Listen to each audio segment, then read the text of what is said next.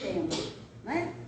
E nós queremos explicar para vocês por que nós nos dedicamos a estudar, a pesquisar, trazer informações para vocês sobre um tema assim tão oportuno e delicado, né? O que acontece? A cada grande flagelo, a cada grande catástrofe, terremoto, maremoto, tsunami, incêndio, o que a gente mais ouve é assim: mas onde estava Deus que não viu isso, não é? Onde estava Deus que não viu aquele incêndio lá em Santa Maria, né? Na Boate Kiss? Eu ouvi muito isso. Por quê? Porque a maioria das pessoas que pereceram naquele incêndio eram jovens, meus queridos, eram jovens, não é? Então, questionou-se muito na época como pode Deus ter permitido, não é? Tantos jovens perecerem assim, dessa forma. E teve um agravante interessante naquela madrugada, é que os filhos começaram a demorar muito a chegar em casa. Os pais começaram a ficar muito apreensivos, preocupados e adentraram a boate. Quando perceberam que a boate estava muito cheia, muito lotada, o que a produção fez? Trancaram as portas. Compreenderam? Bom, nós vamos dar uma olhada aqui agora nisso com bastante carinho, mas antes, nós vamos conversar aqui um pouco sobre isso. Primeiro o seguinte: o que essas pessoas que desencarnam juntas, né, que morrem juntas, o que elas têm em comum? Tem alguma coisa em comum, não é? Por quê? Porque a espiritualidade tem dois trabalhos muito grandes. Haja vista um evento deste. Eu vou falar o primeiro trabalho que a espiritualidade tem. E vocês vão falar o segundo, que vocês vão deduzir. Beleza? O primeiro grande trabalho que a espiritualidade tem na iminência de um evento destes, vamos pegar aqui, ó, terremotos, maremotos, tsunami, desmoronamento, incêndio, enfim, tudo isso que vem acontecendo. O primeiro grande trabalho, a primeira grande tarefa que a espiritualidade tem é colocar naquele lugar, naquela localidade, naquele dia, naquela hora, naquele instante, quem tem que passar por aquilo. Existe uma força de atração magnética muito grande para que a pessoa seja deslocada sutilmente para aquele lugar onde vai haver aquela tragédia. Então, a primeira grande tarefa, nós vamos inclusive estudar também sobre isso, como isso acontece, é a pessoa ser colocada, estar ali naquela situação, naquele ambiente onde vai haver aquilo. Vocês já deduziram qual que é a segunda? Podem falar. Se falar errado, não perde ponto. Podem falar. Bom, muito bem. Pode dar uma estrelinha. Retirar, meus queridos, retirar daquela localidade, daquele lugar, daquele instante. Sônia, que alegria te ver. Retirar daquele lugar a pessoa que não tem que passar por aquilo, que não está na linha do planejamento reencarnatório dela, vivenciar aquele desencarne tão tenebroso, não é? Então, vamos pegar mais recente, Brumadinho. Eu trouxe até uma psicografia que a gente recebeu aqui na época, interessantíssima. Vamos ver se dá tempo, né, de nós termos acesso ao material todo que a gente trouxe. É muito interessante, nós fomos analisar que uma empresa que tem uma subsidiária, uma matriz, numa cidade de interior, o que acontece com os funcionários daquela empresa? Quando chega sexta-feira, todo mundo quer o quê? Embora. Ali naquela empresa trabalhavam pessoas de todas aquelas cidades ali adjacentes. Ipatinga, Coronel Fabriciano, Itabirito, Itabira, né? João Molevade. Então, as pessoas ainda ficam no primeiro expediente, vocês concordam? Mas no segundo expediente, você vai num lugar desse, você já não vê mais os funcionários. E o que aconteceu naquela sexta-feira? Marcaram uma reunião. Marcaram uma reunião, tipo assim, para a hora do almoço. Né? Acho que mais ou menos 1 hora. Então, para lá foram muitas pessoas daquelas cidades. Porém, algumas pessoas perderam o ônibus. Outras pessoas que iam de carro não conseguiram pegar o carro a tempo. Então, começou aí um processo seletivo. Muito antes da coisa acontecer, foi havendo esse processo. E tem um caso muito interessante de um senhor que ficava com o netinho. A filha era secretária, a filha iria fazer a ata desta reunião muito importante, para a qual chamaram os grandes executivos da empresa. E o pai dela ficava cuidando do filhinho dela, para ela ir trabalhar. Pela manhã, o filhinho começou a apresentar um quadro febril. Ele liga: minha filha, vamos dar o nome de Júnior, né? Júnior. O Júnior não está passando bem. Pai, pelo amor de Deus, pai. Essa é uma reunião muito importante, eu fui escolhida como a redatora da ata, secretária, papapá. O seu, por favor, se vira aí com o Juninho. Passou. A febre começou a aumentar, por mais que o avô se diligenciasse, o menino não quis comer e começou a passar muito mal, ânsia de vômito. O que ele fez? Minha filha, não vai ter jeito não. Você vai ter que vir. Pelo amor de Deus, pai. É a minha chance de ter... Mal sabendo ela, né? É a minha chance. Tá bom, pai, eu vou aí, ó, rapidinho, só para poder dar um colinho para ele, um remedinho. Foi. Essa teve um livramento. Quem foi a ferramenta? Quem foi o instrumento nas mãos de Deus? O filho. O filho que foi. Então, vocês entendem? Então, muitas vezes, gente, eu estou contando isso para vocês, eu começo a se arrepiar, porque é muito interessante você perceber a sutileza com a qual a espiritualidade trabalha em nós. Mas nós somos tão tapadinhos, tão ogrinhos, tão atrapalhadinhos que a gente não percebe. E sendo que nós temos uma sensibilidade enorme de Deus, né? Para que a gente perceba os sinais. Compreenderam? Então, teve, assim, alguns casos muito interessantes.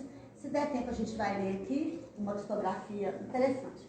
Bom, eu vou colocar para vocês outra coisa muito interessante. Eu vou ler para vocês alguns destes eventos que aconteceram. Eu vou deixar que vocês me digam o que há em comum nesses grandes eventos. Beleza? Então, vamos lá. No dia 25 de janeiro de 2019, foi essa tragédia em Brumadinho. No dia 27 de janeiro de 2013, foi aquele incêndio lá. Querido, tem lugar aqui na frente, se você quiser vir para cá. Eu estou vendo sem crianças aqui. Ah, tá. Obrigada. No dia 27 de janeiro de 2013, foi aquele incêndio lá em Santa Maria. É tão interessante que nós todos já sabemos, não é novidade, que aquelas pessoas todas que pereceram naquela noite lá naquela boate Kiss são remanescentes do Holocausto. Nós já sabemos disso. Já teve vários palestrantes queridos nossos, Divaldo, Nazareno Feitosa, o próprio Haroldo Dutra, vários, Raul Teixeira, que já trouxeram muitos esclarecimentos sobre isso. Agora, vocês querem ver como é que a gente assim vai tendo cada vez mais a certeza disso? O material das câmaras, né, no Holocausto, eles tinham cianeto, ativo de pesticida, que é o Zyklon B, utilizado nas câmaras do Holocausto, produzido pelos materiais utilizados no isolamento acústico da Boate Kiss, mais fuligem, mais monóxido de carbono. Pode ser, por favor. Então, o mesmo material que era utilizado lá nas câmaras, né, estava presente lá à noite naquela boate. Quem mais? Exatamente naquele dia, 27 de janeiro de 2013, celebrava-se o Dia Internacional em Memória das Vítimas do Holocausto. Olha que interessante. Não tem como a gente duvidar, que bobagem, para que também, né? Não tem necessidade disso. Então vamos lá, tem mais datas interessantes aqui. Em dezembro de 1961, aconteceu aquele incêndio no Gran Circo Americano, em Niterói. Tem uma história muito interessante de um palestrante muito querido, que é o nosso Raul Teixeira. Ele conta. Ele, inclusive, estaria lá. O Raul Teixeira ficou sabendo que o circo estava na cidade. O Gran Circo Americano estava na cidade. Agora vocês imaginam as crianças, né? Ficam loucas. Então ele pediu ao pai: papai, o senhor me leva no circo? Claro, meu filho. Dependendo do seu comportamento com a sua mamãe, à noite, quando o papai chegar do escritório, eu vou te levar. Aí o Raul fala assim, morrendo, vocês não imaginam, como naquele dia eu trabalhei. Eu lavei, passei, cozinhei, lavei banheiro, lavei quintal para minha mãe, tudo, mas aquilo, eu carreguei água na peneira para minha mamãe, naquele dia, para quando meu pai chegasse, eu ganhasse um prêmio de ver. Olha como são as coisas. O pai do Raul Teixeira, ele tinha um escritório de contabilidade, né? Nós aqui que temos experiência em contabilidade e administração, sabemos os prazos fiscais. Neste dia, o pai dele não conseguiu chegar em casa. E ele sentadinho, bonitinho, na soleira da porta, lá, esperando aquela camisa bonita, a meia 3/4, suspensório, gravatinha, chorando copiosamente porque o pai não chegou a tempo. Por quê? Porque eles fecharam o circo. Eles gradearam aquele circo com mais ou menos 3.000 pessoas. Então Raul chorou a madrugada inteira, mal sabendo do livramento que ele teve. Pela manhã, ainda com os olhos inchados, eles ficam sabendo, aquela fumaceira enorme, que todas as pessoas que estavam naquele Gran Circo Americano, 17 de dezembro de 1961, em Niterói, morreram pisoteadas. Algumas incêndio, algumas pisoteadas. Aonde que está a origem disso? Vamos lá? No ano de 177 depois de Cristo.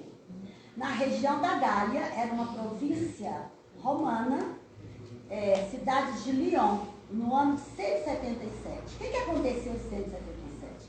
O imperador Adriano ia receber umas figuras muito ilustres. E vejam vocês, eles já estavam cansados de matar cristão nas arenas. Eles já não queriam mais as mortes dos cristãos assim, porque eles já estavam enjoados disso, eles queriam coisas novas, coisas diferentes. A matança de cristãos era tolerada, aceita por este imperador e por todos na época. Ano 177. O que eles fizeram? Saíram em busca de novas formas, novas modalidades de exterminar cristãos. Então as pessoas começaram, cada uma faz assim, sabe, nós não vamos contar, né? Não vamos descer a detalhes, né, minuciosos aqui, que é tudo muito triste.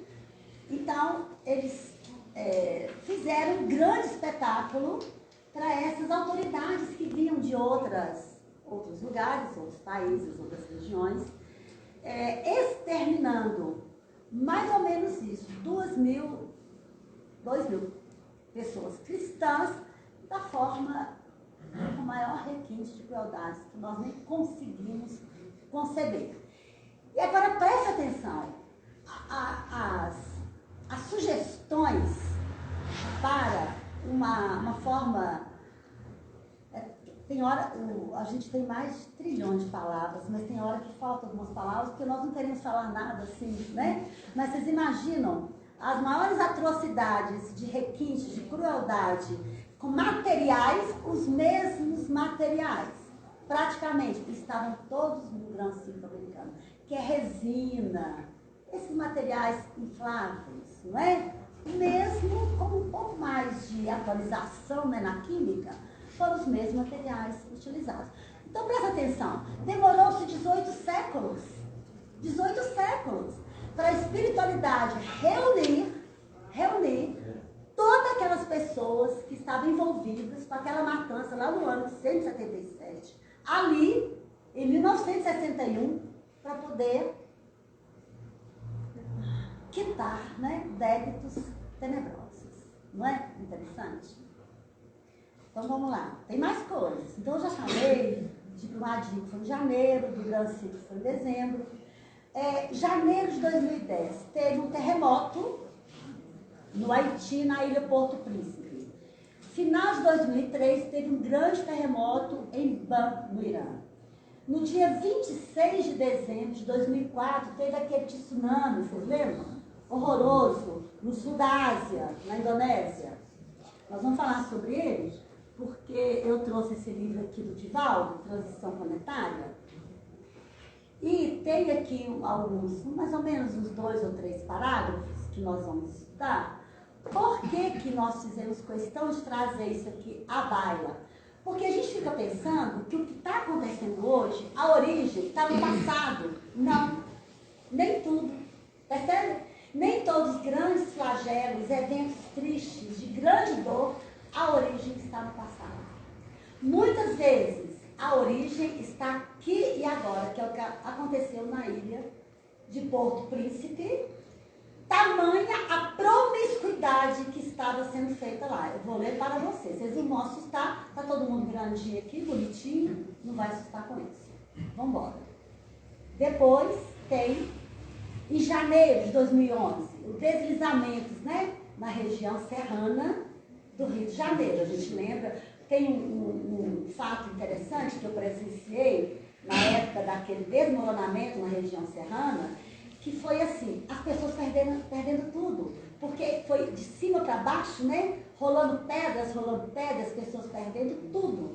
Então uma repórter chega perto de um senhor, assim, só com a roupa do corpo, e fala com ele, a repórter até um pouco assim também emocionada, então, nós estamos sabendo aqui que o senhor, a sua família, perderam praticamente tudo. Realmente nós não temos mais nada, nem casa, nem documento, nem dinheiro, nada. Mas e agora? Olha a resposta da criatura. Agora nós vamos pedir a Deus, né, para ajudar a gente. Nós vamos pegar com Deus. Ah não, gente, misericórdia, né? É bonito demais, não é?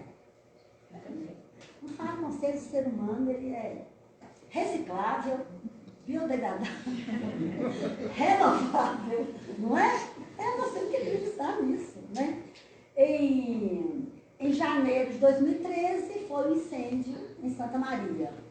Em janeiro de 2004 teve uma queda de um avião no Egito que matou também centenas de pessoas. Em dezembro de 2004 teve um incêndio numa boate em Buenos Aires. O que vocês viram aí de parecido? Na coincidência de datas. O que vocês perceberam? Início de ciclo. Dezembro e janeiro. Dezembro e janeiro. Impressionante. Que acontece o quê? Na maioria dos lugares? Férias, meus queridos. Verdade. Período de férias, não é? É quando fica mais fácil para a espiritualidade reunir, não é? Verdade. Maior número de pessoas. Nossa. Mas e lá? Nas grandes torres, né? O World Trade Center, que foi em setembro. Férias.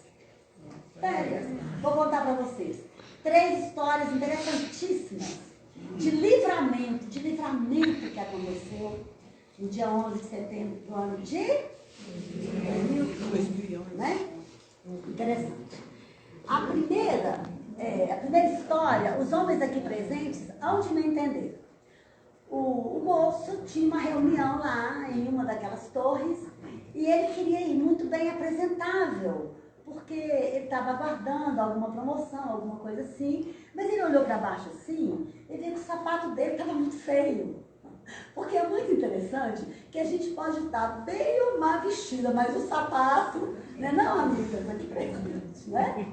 Ele falou assim, nossa mãe, eu vou chegar lá com esse sapato, não, vou passar numa sapataria, vou comprar um sapato. Aí ele adquiriu um sapato carésimo. Só os homens aqui que vão entender o que eu estou falando. De cromo alemão. Não é? Um sapato muito caro, de cromo alemão. E ele calçou aquele sapato. O negócio é o seguinte, eu já vou com esse sapato de uma vez. E foi caminhando. Acontece que o sapato começou a apertar. Ninguém merece, né? Caminhar um tantão com o sapato apertado. O sapato apertou, o que ele fez? Voltou para a sapataria. Presta atenção na sutileza disso. Fui lá, me dá meu sapato velho de volta, não julgaram o lixo ainda não, né? Porque esse aqui tá apertando demais. Quando ele saiu com o sapato velho, já viu a fumaça. Olha que interessante. Muito interessante. A outra história é sobre lanche, sobre alimentação. Era dia daquela pessoa levar um lanche. Cada dia, ali naquela repartição, alguém levava um lanche para os outros. Então, essa pessoa falou assim, eu vou arrasar Paris. Eu vou levar o melhor lanche que eles tiveram até hoje. Saiu mais cedo de casa, passou numa padaria. É claro que ele não comprou pão de queijo, né, gente? Lá não tem pão de queijo, né? Então, vamos pensar aqui o que ele pode ter comprado. Brioche, né?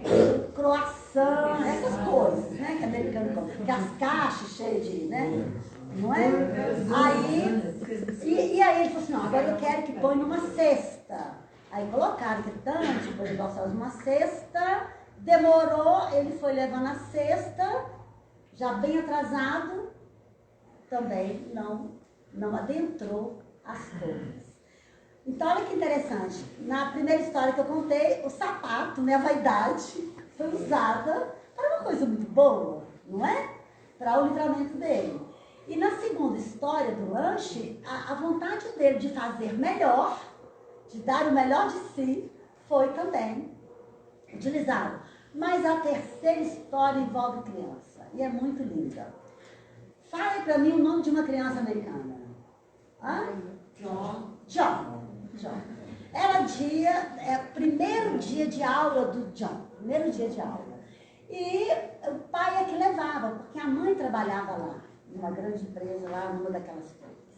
Aí o pai, pois é, né, John? Então hoje nós vamos para a escolinha, e John lá todo feliz.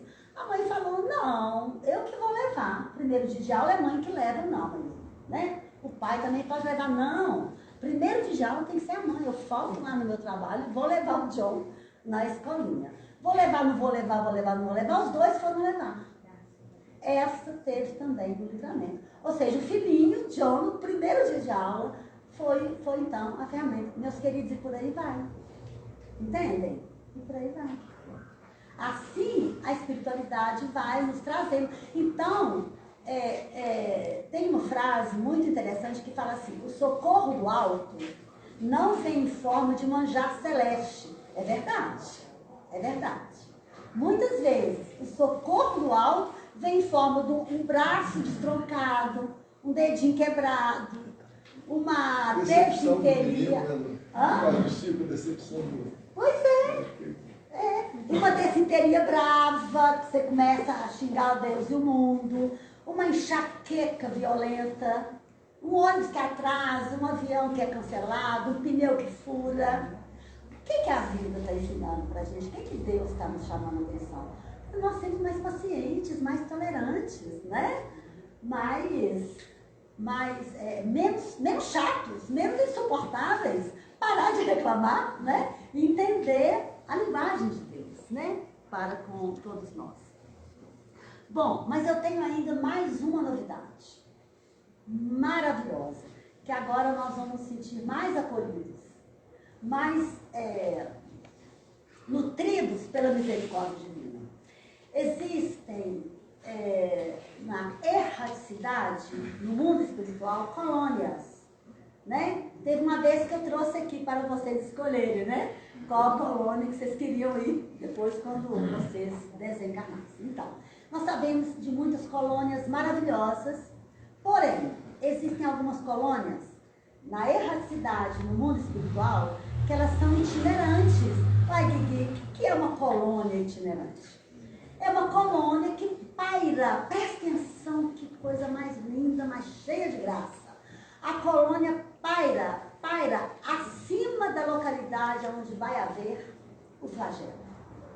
Aonde vai haver. Mas por quê? Para que a espiritualidade presente, os amigos, os mentores, anjos de guarda, protetores, os guias, os parentes, os entes queridos que antecederam, possam preparar aquelas pessoas para aquele desencarne abrupto. Então começa-se 2 anos antes. As colônias já pairam acima daquela localidade. Agora vejam o nome de uma delas, fiz questão de trazer. Colônia Espiritual, Hospital, Escola, Lar de Maria. Maravilhosa, né? Ela foi fundada em 1917 por Eurípides Barçanufo. Tem outra também. Tem a Colônia Espiritual Casa do Pai, que é o centro administrativo de toda a Terra. Tem mais um tanto. Mas nós vamos correr um pouquinho, não precisamos falar disso aqui. O que vai acontecer? Vai acontecendo assim. Vamos fazer aqui uma cena. Mas você tem que ver a Maria Eduarda. A menina andava tão sumida, tão desaparecida. De repente a menina começou a vir aqui em casa mais. Chega, beija a mãe, beija o pai, pede bênção para a avó. Mas essa menina está muito mudada, essa Maria Eduarda. Ela estava menor, sumia, desaparecia no mundo, arrumava os ficantes aí, ia embora. E agora ela está amorosa com a gente. Outros comentários. O Arrudas, Antônio Arrudas, né? O Antônio Arrudas, ele está ficando mais religioso, ele está orando mais, ele está frequentando mais a igreja. Interessante, de um tempo para cá, esse menino ficou bem beato. Tá? Entende? Começa a acontecer algumas mudanças. Algumas mudanças. As pessoas começam a sentir, né? A ter um insight para que está se aproximando alguma separação, mas ninguém sabe na verdade o que é. Mas já vai percebendo e já vai trabalhando. Muitas vezes, né, quando a pessoa é mais sensível, o perdão, né, vão se aproximando mais daqueles que estão longe. Entende? Quem estava em outro país vem. Entende? Começa a haver uma mudança. Essa é uma das preparações que a espiritualidade faz ali sobre aquela localidade. Tem outras também. As pessoas começam a buscar mais Deus. A religiosidade, o entendimento. O que é morrer? Mudar de roupa? O que é? Né? Começam a se interessar mais pela espiritualidade. Não é? Por obter mais informações. Também já é um preparo. Compreendem? Então, há toda uma preparação. Agora, vocês imaginam na hora. Na hora que acontece, a grande maioria das pessoas que perecem por sufocamento e incêndio são retiradas rapidamente do corpo. Não ficam. Deus não quer que nenhum filho dele sofra 1 milímetro, 1/1000 de segundo sequer, mais do que aquele resgate possibilita. Então há todo um acolhimento. Nós lemos vários artigos de espíritos que trabalham no acolhimento dessas criaturas na hora que chega o momento dessa passagem dessa forma. Não é? Vamos dar uma olhada aqui o que a gente trouxe? Porque aí nós vamos entender um pouquinho mais. Joana de Ângeles, ela diz assim: opera-se na Terra, neste largo período, a grande transição anunciada nas Escrituras e confirmada pelo Espiritismo. O planeta sofrido experimenta convulsões especiais, tanto na sua estrutura física e atmosférica, ajustando as diversas camadas tectônicas, quanto na constituição moral. Vamos dar uma paradinha aqui. A questão toda da necessidade nossa de crescimento e evolução é nós trabalharmos a nossa moral. Vocês concordam? Por quê? Porque o nosso intelecto, ele está avançado. Ele está bem seguro, está cada vez mais, né? Grandes desafios que nós não vencíamos no passado, hoje nós já vencemos, mas a questão nossa é moral. Nós precisamos de trabalhar muito em nós a ética e a moral. É por isso que nós somos exilados de Capela e viemos cair aqui no orbe terrestre, para que nós trabalhássemos, estamos trabalhando todos as nossas questões de ética e moral. Moral e bons costumes, moral e os bons hábitos, porque nós trouxemos verdadeiramente de outras vidas muitos maus hábitos. né? Aí me ocorre aquela frase, o errado é errado, mesmo que ninguém esteja fazendo, não é verdade? O certo é o certo, mesmo que ninguém faça. Vocês concordam? Vocês percebem como que nós somos equivocados? E a gente justifica. Ah, mas o outro também faz. Mas fulano faz pior. Aqui o dedinho, nós não podemos fazer. Afinal de contas, nós estamos aqui numa escola, não é? Repetindo os deveres, refazendo o meu para casa. Nós estamos aqui em um hospital sendo tratados de enfermidades que nós trazemos de muitas outras existências. Estamos aqui num sistema prisional, aonde nosso espírito está preso necessariamente no corpo físico. E o nosso querido palestrante, Nazareno Feitosa, ainda diz assim, tem mais uma opção, Lili. Aqui é uma lavanderia. Todos nós trazemos roupa para lavar. E muitos de nós perecemos levando ainda muitas roupas que nós não conseguimos lavar aqui, não é? Então vamos lá. Deixa eu voltar aqui para vocês verem o avião. Ó. Só que é estranho. A cada um será dado segundo as suas obras. Nós temos que colocar isso na nossa cabeça. No céu como na terra. Tanto aqui no plano físico, quanto no plano espiritual. Não adianta eu querer receber, mas se eu só não tenho obras, né? Ou então se as minhas obras são vazias, pueris, não é? Tal é a lei de justiça. O que são flagelos, então? São provas morais e processos de despertamento. Não tem outro jeito. De despertamento das criaturas. Nós temos dois tipos de flagelos. Podem ser atenuados pela inteligência humana, graças à ciência, medicina, meios de comunicação, tipo pandemia, né? Pestes, fome. E temos os karmas coletivos também. Vamos falar sobre o karma coletivo aqui do Brasil.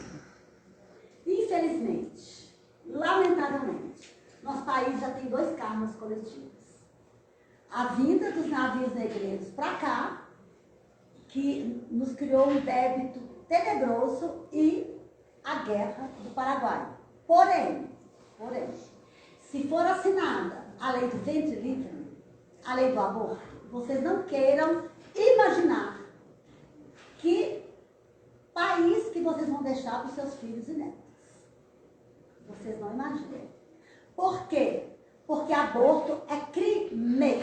E é crime hediondo.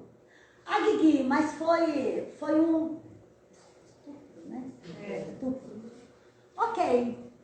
Ganha e doa. Põe em doação. Agora, matar, ceifar uma vida no seu ventre, misericórdia, né? Quando vocês encontrarem alguém favorável a ceifar uma vida de não sei quantas semanas dentro do ventre, pergunta à pessoa, você gostaria de ter sido ceifada a sua vida? Pergunta isso e pronto, não cria. Mas, Vivi, aí minha cabeça, porque foi uma criança de 12 anos. Ela não tem nenhuma... Nós vamos falar sobre isso. A nossos olhos, isso não estava no script não, mas eu sei que é um assunto polêmico, a gente precisa falar. Seja de 12, de 13, de 14. Primeiro eu quero lembrar a vocês que as mulheres antigamente, inclusive minha mãe, minhas tias e minhas avós, casavam-se com 13 anos. E minha mãe teve as minhas duas irmãs mais velhas, uma com 13 e uma com 14 anos.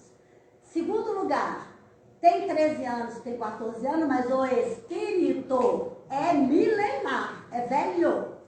Outra coisa, vai ter um bebê, não quer ficar do bebê, o que não pode é matar. Existe na lei uma abertura, é quando vai fazer mal para a mãe, é quando põe em risco a saúde da mãe. Beleza, aí a gente não vai, né, discutir sobre isso. Aí a criança anencefalo, vivi isso com a minha família. Uma das minhas cunhadas teve um bebê anencefalo.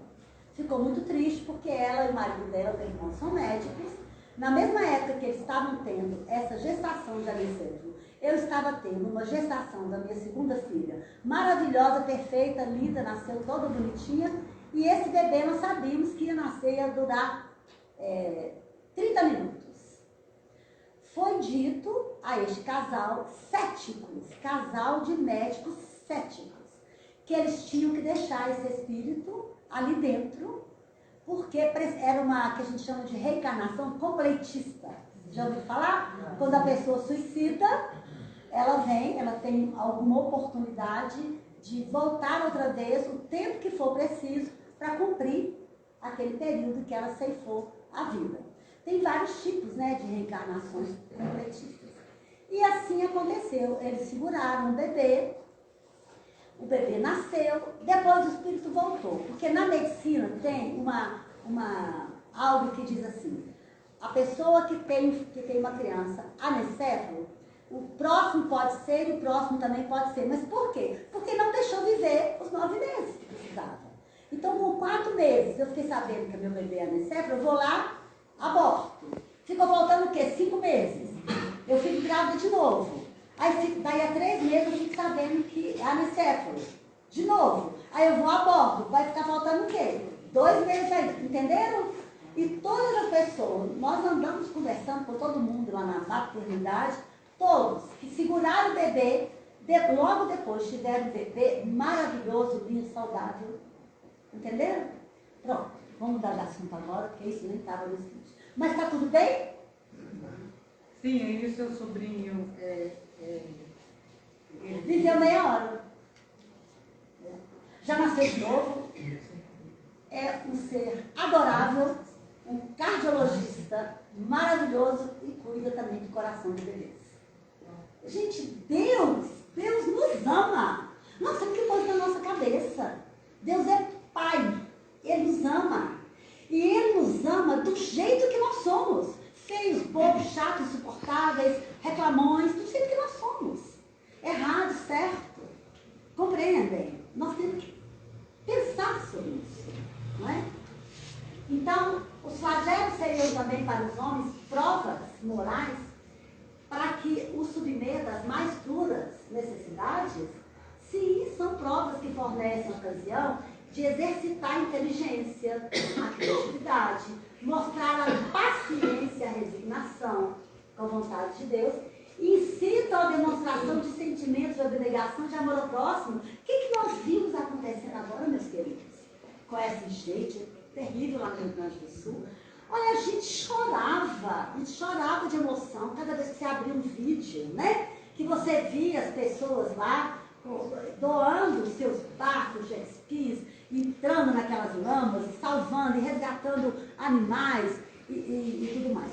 É bom a gente falar sobre isso, que eu quero chamar a atenção de vocês para que, frente a essas grandes catástrofes e tristezas, para que a gente não some na tristeza, para que a gente não venha somar no mal, a somar na angústia, não é? Ô Guigui, mas não pode sentir? Não pode. Nós sentimos sim, nós sentimos tristeza, né? A gente chora, a gente fica desolada. Mas chorar muito? Chorar o tempo todo? Desesperar? Arrancar os cabelos? E blasfemar contra Deus? Não. Não é? Aí você não está reconhecendo a vontade dos desígnios do Pai. Você quer ter procuração de Deus? Para mudar tudo? Para ser do seu jeito? Compreenderam? Então a gente tem esse pecadinho de ver uma coisa muito triste, chora, e sai mostrando, sai divulgando, e compartilha aquela tristeza, aquele sofrimento, aquela angústia. Ao invés de orar, entregar, Senhor, seja feita a sua vontade. Não é? Então, é dado ao homem prevenir, meus queridos, estes flagelos. Muitos flagelos são resultado da imprevidência do homem. À medida que ele adquire conhecimento de experiência, deve preveni-lo, sim, é verdade. Alguns males são agravados pela negligência dos homens. Nós sabemos disso, não é?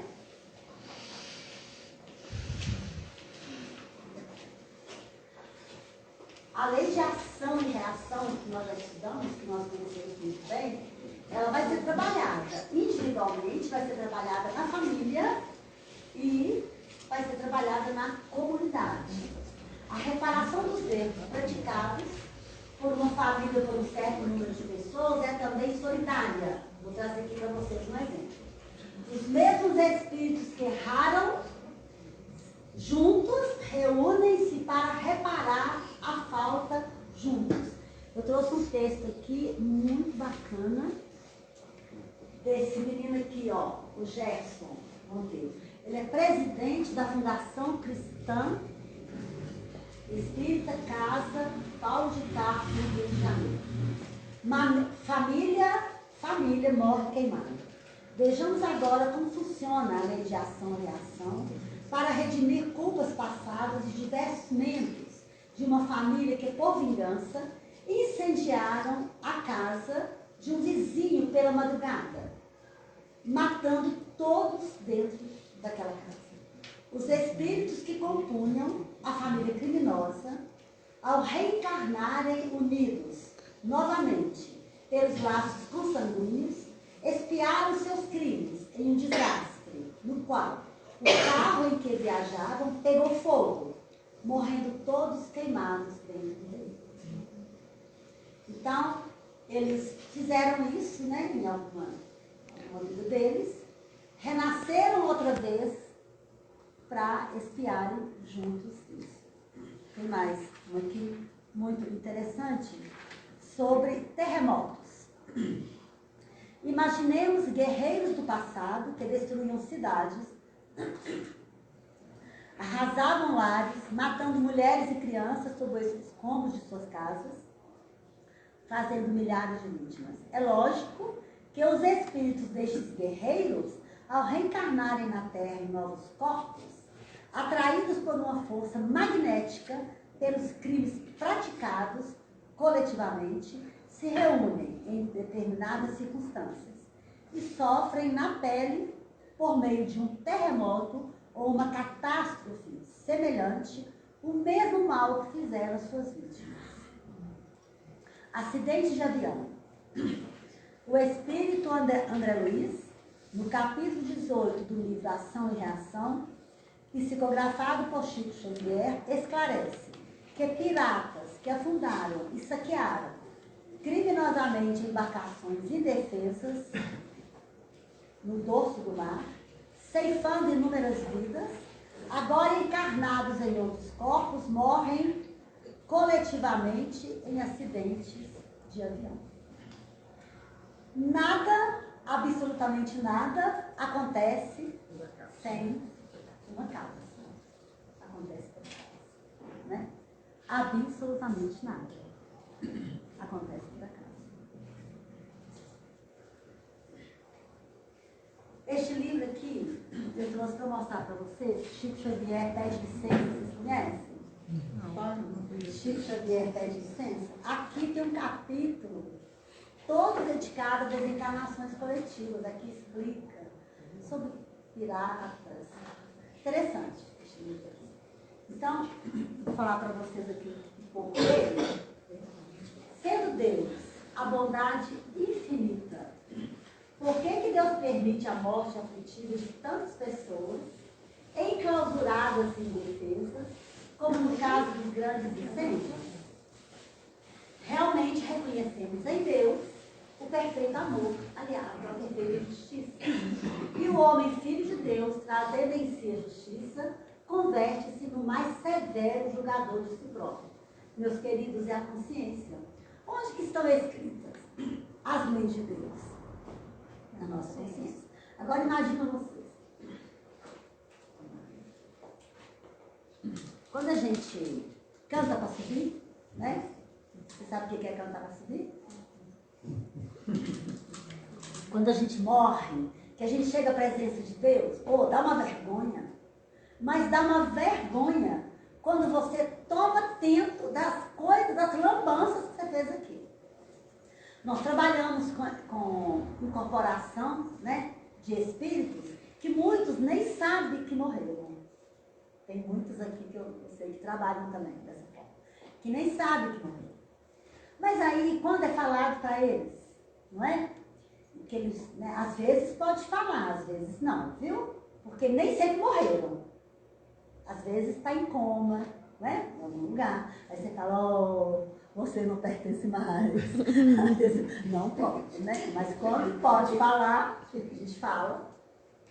E aí, eles têm contato com o que a gente chama de tela búdica, ou seja, passado, que eles fizeram. Você não imagina, não. O arrependimento é atroz. Porque aqui, né, internado no corpo físico, existe um véu de esquecimento, a gente não lembra. Aqui que eu não tenho culpa não, porque eu não lembro. Pera aí um pouquinho. E a consciência? As leis de Deus estão escritas na nossa consciência, né? Nós somos o quê?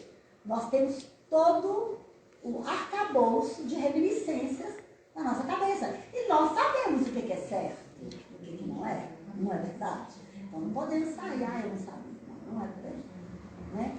Então, quando a gente chega à presença do Pai, a gente tem muita vergonha, né? Das coisas erradas que a gente fez. Muita vergonha mesmo. Aí a gente pede o quê? Uma oportunidade de voltar aqui para fazer diferente. Compreenderam? Então, é tudo fruto de nossas escolhas. Tudo fruto de nossas escolhas. Tudo que nós vivenciamos, meus queridos, é fruto de nossas escolhas. O nosso design, nossa profissão, nossos familiares, nossos filhos, nossos amigos, nossos amores. É tudo muito bem organizado, orquestrado no mundo espiritual. Não é? Tudo são frutos de nossas escolhas. Não é? Então, ainda seguindo, quando retornamos da Terra para o mundo espiritual, conscientizados das nossas responsabilidades, operamos o levantamento dos nossos débitos, aqui é o que eu falei agora, e rogamos os meios para resgatá-los. Olha que vergonha, se eu fiz aqui, não, Senhor. Pois é esse, então agora vamos, né? Vamos fazer melhor agora, para não repetir. É assim que muitas vezes renascemos no planeta em grupos comprometidos com a redenção junto com outros. Porém, tem umas coisas maravilhosas aqui, a gente não pode esquecer. Que nunca estamos sem a presença da misericórdia divina em todas essas ocorrências. Meus queridos, nos momentos mais tristes, de maior sofrimento e de desencarnes dolorosos, nossos mentores, nossos guias, nossos protetores, nossos anjos de guarda estão conosco. Ok, mas como assim? E deixa a gente passar lá, né? Aquela dor tamanha? Deixa. Por que que deixa? Precisa de passar. A dor é mestra. Precisa de passar. Outra coisa, o livre-arbítrio é o quê? Inviolável. Compreenderam? Muitas vezes, um momento, um milésimo de segundo de uma dor vai te mostrar uma nova vida, não é? Vai te mudar, vai te ajustar, você vai evoluir, vai crescer. O sofrimento é invariavelmente reduzido ao mínimo. Ao mínimo. Olha, isso aqui é lindo. Isso aqui também está lá no livro. É uma mensagem de Emmanuel. Por mais que eu tenha feito uma outra pessoa passar momentos, né, delicados, até chegando ao óbito, o que eu vou passar, o sofrimento que eu vou passar vai ser reduzido ao mínimo. Porque nós temos um cartão de crédito, sei lá, Deus disse com Deus, Deus parcela, né, a nossa dívida, não é? Ele vai parcelando, porque a gente não dá conta de pagar tudo de uma vez, né? Tem uma frase muito linda de Emmanuel que ele fala assim: quando se aproxima o momento de você vivenciar um resgate, não é? Um resgate tenebroso, de você vivenciar uma corrigenda, daquelas bem pauleira mesmo. Porém, se você estiver no caminho do bem, se você estiver servindo na obra do Cristo, a justiça divina manda te dar o quê? Uma moratória. Então, a gente não paga tudo não, viu? Pode ficar tranquilo, né? Pagam tudo de uma vez não. Tudo se renova para o bem de todos e Deus nos concede sempre o melhor. Sempre o melhor.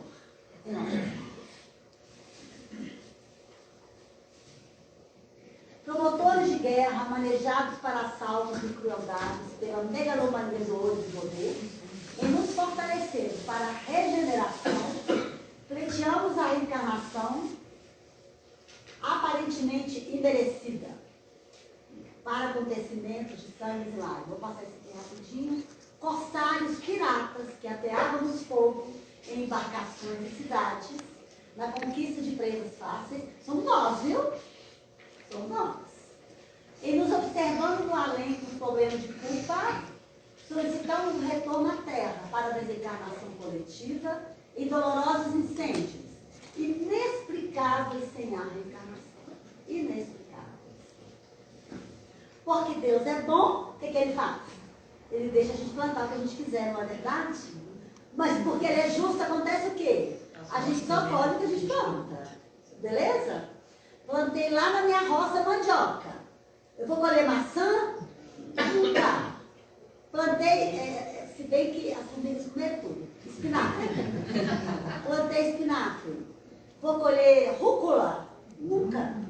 Então vamos observar o que a gente está colhendo. O que nós estamos colhendo é o que nós estamos plantando. Não é? A semeadura é livre, mas a colheita é obrigatória.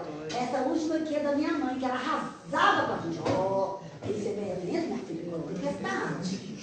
Estava buzinando isso na cabeça da gente. Minha filha, esse semeamento, a gente tinha que ser assim, aquela santa, né? Aquela santinha.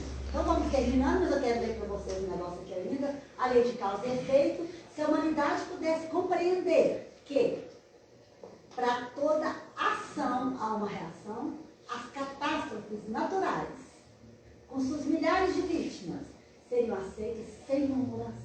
Porque nós estaríamos compreendendo os desígnios de Deus. Não é? Esse aqui é o último slide, eu vou deixá-lo aqui enquanto eu leio para vocês. Podem ler, por favor. Nascer, crescer, morrer, renascer, progredir sempre. Vocês receberam uma oração que a gente chama de gatilho mental. Ela é pequenininha, se você dobrar, ela cabe na carteira, no bolso, na bolsa, no livro que você está lendo.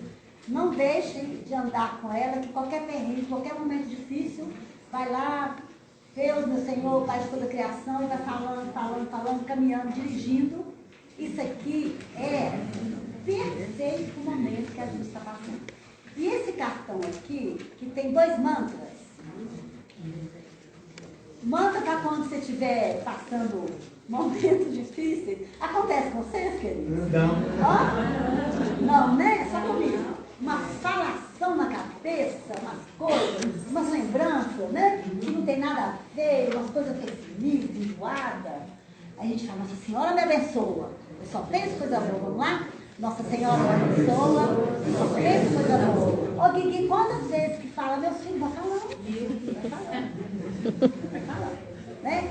Porque aí a gente vai criando um padrão de vibrações limpo, favorável ao nosso redor, que essas energias avassaladoras, negativas, insuportáveis às vezes, não vão nos alcançar. E o segundo é lindo, o segundo mantra. Vamos lá. A minha mente é a Deus. Meu coração é o coração de Deus. Minha cabeça é a cabeça de Deus. Meus olhos são os olhos de Deus. O que vai acontecendo com a gente nesse momento? A gente vai criando uma conexão com o divino. A gente vai criando uma conexão com Deus. E aí não há energia ruim, negativa, do mal, que vai nos pegar, que nós somos conectados com Deus. E aqui atrás do cartão é o nosso canal. A gente tem um canal espírita, lá tem muitas orações, tem essas palestras que a gente faz também, tem sobre almas gêmeas, anjos de guarda, suicídio, depressão, tem umas orações. Por favor, façam um mimo para mim, um carinho, se inscrevam lá. Inscreva, nós precisamos demais de manter este canal ativo, mas precisa de inscrições. Beleza? Muito obrigada a vocês. Então, deixa eu só ler aqui rapidinho o que aconteceu, aquela tragédia, né? aquele tsunami do Oceano Índico. Então vocês vão ver que não foi nada do passado. Não foi. São coisas que vêm acontecendo em outros lugares do mundo. Turistas de diversos países europeus, especialmente nórdicos e americanos, franceses e alemães, escolhiam aquelas regiões para os prazeres do corpo, sem qualquer compromisso com a beleza das paisagens dos mares do sul. Muitos viajavam para aqueles paraísos quais a Tailândia, as Ilhas Malvinas, as Ilhas Fifi e outras, para desfrutarem das facilidades morais, sexuais de jovens adolescentes, vendidos pelos pais irresponsáveis ao comércio da licenciosidade. Hábitos ancestrais, ainda vigentes, de total desrespeito pela mulher e pelo ser humano, facultavam a larga prostituição de meninas e de meninos, que serviam de mascotes aos ocidentais, que os podiam comprar a preço bastante acessível para eles. Ao longo dos últimos anos, as mentes geraram essa psicosfera doentia nas regiões agora afetadas pela calamidade, que teve uma função purificadora para toda aquela região, alterando os costumes e propondo novos comportamentos morais pela dor, advertindo a respeito da fragilidade e temporalidade da vida, e que, infelizmente, ainda não apresentava qualquer possibilidade de melhora. Pelo contrário, acontecia uma revolta, o suborno, os desvios de auxílios internacionais, alguma semelhança? Os desvios de auxílios internacionais, a dominação dos mais fortes sobre os mais fracos, que ficariam à mercê da própria sorte em relação ao futuro sombrio. Como as religiões lentamente estavam perdendo prestígio, não preciso falar nada, né? Como as religiões lentamente estavam perdendo prestígio, mantendo regras de comportamento na teoria e mancomunando-se com poderes temporais indignos, as criaturas encontravam-se sem norte, vagando nas ocorrências mais apetecidas e menos laboriosas. O dinheiro fácil era o que lhes importava, a fim de saírem da miséria financeira e embriagarem-se no consumismo devastador. Como faz falta a presença de Jesus em nós. Compreenderam?